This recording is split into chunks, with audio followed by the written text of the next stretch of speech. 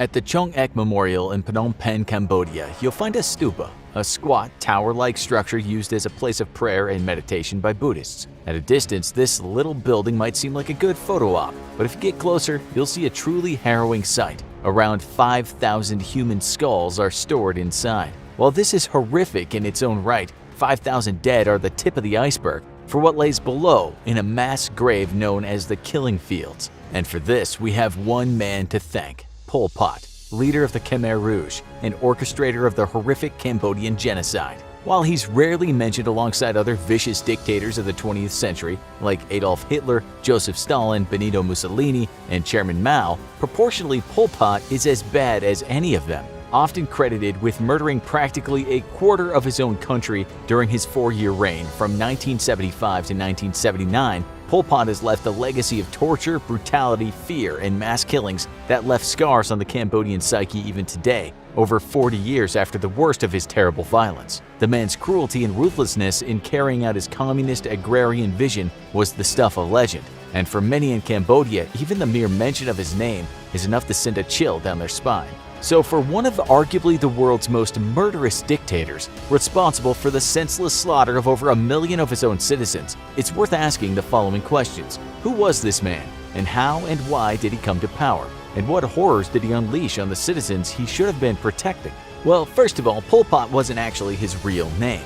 Pol Pot was born in 1925 as Salath Sar in the small Cambodian village of Prexbov in the Kampong Tom province. He was the 8th of 9 children. The Cambodia that Sar was born into was once still under French colonial rule, which was naturally a point of contention between the Cambodian people and the powers that be over in France. Though Sar himself was unlikely to have felt the ripples of this personally, having been born into a relatively well-off landowning farming family. His family owned 50 acres of rice paddy, which was over 10 times the national average at the time. So it was fair to say that he lived a pretty charmed life early on. So just how did this upper-crust 1%er end up murdering a quarter of his own country? Salath Sar would make for a terrible student, and his parents worried about his future. While not interested in education in the least, a young Sar was immediately attracted to the revolutionary attitudes of Cambodian communists, especially those who sought independence from France. Salath Sar began using the revolutionary pseudonym Pol Pot, short for the French phrase politique potentielle, or potential politics.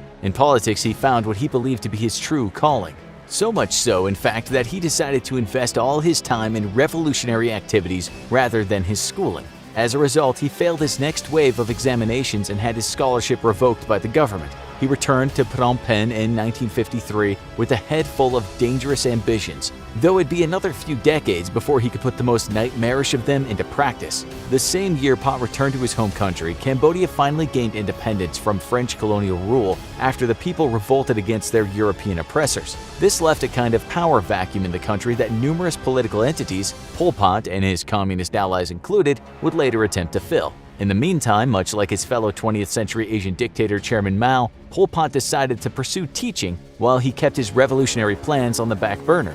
He taught at Phnom Penh private schools between 1956 and 1963, specializing in history, geography, and French literature, and marrying his first wife Kiyu Panari in the interim. If Pol Pot had decided to settle down and invest himself fully in his teaching career, Cambodia would have been spared a lot of bloodshed and horror, but it's sadly not how this all played out. Pot spent his time helping to build up Cambodia's Communist Party on the side, serving as its secretary in 1960 and converting it to his particular brand of Marxist-Leninism. However, Cambodia's new monarchical rulers didn't take kindly to this kind of subversive activity and began a crackdown on communist groups that forced Pol Pot and his allies to flee Phnom Penh and take refuge in the jungle. There, Pot encamped with a group of Viet Cong before beginning his quest to reform his scattered own group into the Khmer Rouge Guerrilla Army, a revolutionary insurgency movement who intended to pry control of the country out of royal hands. As Pot grew his forces and began launching his revolution in 1968, it was clear that what he lacked in academic drive, he made up for in having an almost preternatural level of charisma and persuasion. One Khmer Rouge defector would later say, Pol Pot makes very powerful impressions on those who hear him for the first time. After that, they want to come back. Those who attend his seminars feel enlightened by his teaching, his explanations, and his vision. He's like a father to us. Much like another one of his contemporaries, Nazi leader Adolf Hitler, Pol Pot ran his political movement not unlike a cult, a group with a loose ideology congealed around a charismatic leader.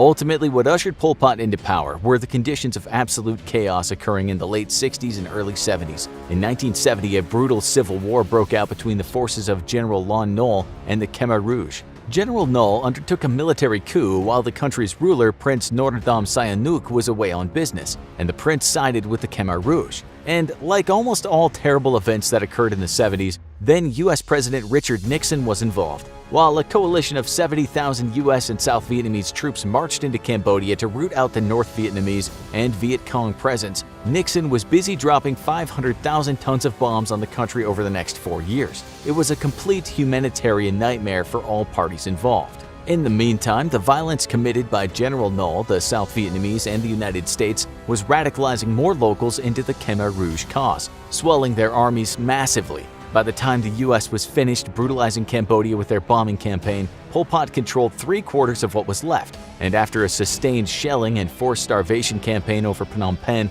left the capital defenseless, the Khmer forces stormed in and took absolute control. On April 17, 1975, Pol Pot became the de facto leader of Cambodia. Many thought the end of the Cambodian Civil War would usher in a period of stability for the country. Little did they know that the worst was yet to come.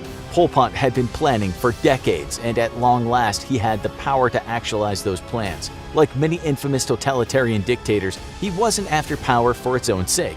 He had a vision for his perfect country, and anyone who didn't fit into that vision was destined to meet a grisly end.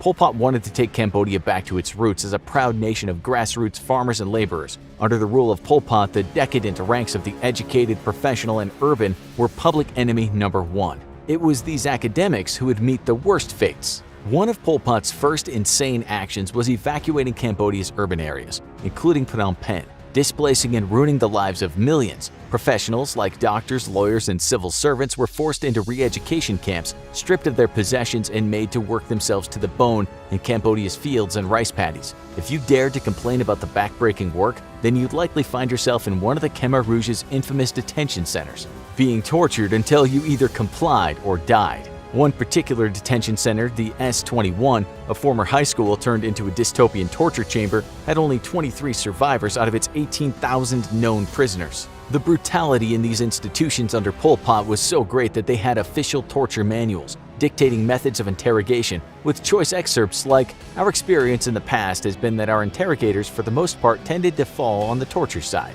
However, we must nevertheless strive to do politics to get them always and absolutely to confess to us. Only once have we pressured them politically. Only when we have put them in a corner politically and have gotten them to confess will torture become productive." Pol Pot's minions often found that torture was extremely productive. Pot instituted a level of totalitarian control that made the dystopian world of George Orwell's 1984 look like a daycare in comparison. Among the things outlawed by Pol's Khmer Rouge regime were private property, jewelry, money, religion, gambling, and most reading material. If you defied these laws, you'd once again either be tortured, shot, or both. And even if you weren't personally executed by the Khmer forces, that didn't mean you were out of the woods. The horrific mismanagement of resources under Pol Pot led to widespread famine, leading countless Cambodian citizens to die from malnutrition. Their bodies were dumped into mass graves in the same so-called killing fields, with the body count ratcheting up to astronomical numbers. Pol Pot's supervillain-level dictatorship antics didn't end with all the horrific mass murder, torture, and starvation. He committed many acts that were as petty as they were strange and sadistic. The country was renamed Democratic Kampuchea, despite democracy playing no real role in the government. There were strict rules imposed on sexual relations, the clothing you could wear, and even the words you could use, in what feels like almost a direct tribute to Orwell's dystopian masterwork. In one particularly insane act, the country's rice fields were forcibly realigned in order to resemble the Khmer Rouge's checkerboard pattern coat of arms. In spite of these cartoonishly weird decisions, you have to remember that Pol Pot was a truly horrific monster. Under his command, children would be ripped from their homes and forced into mandatory military service by the Khmer Rouge, creating an army of obedient soldiers who carried out the will of their murderous dictator on pain of death. Men, women, and children were all horrifically victimized under one man's vision of a classless utopia gone awry, with anyone daring to speak out meeting a brutal end. In 1979, a large detachment of Vietnamese troops stormed Cambodia and captured Phnom Penh, forcing the power-mad dictator back into the jungle with his Khmer Rouge guerrilla army.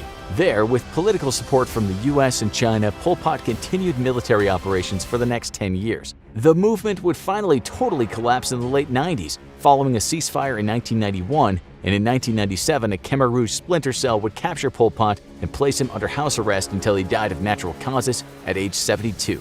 Ready for more on some of the most terrifying despots? Check out Terrifying Story of Joseph Stalin's Rise to Power and why Mao Zedong was the most brutal tyrant.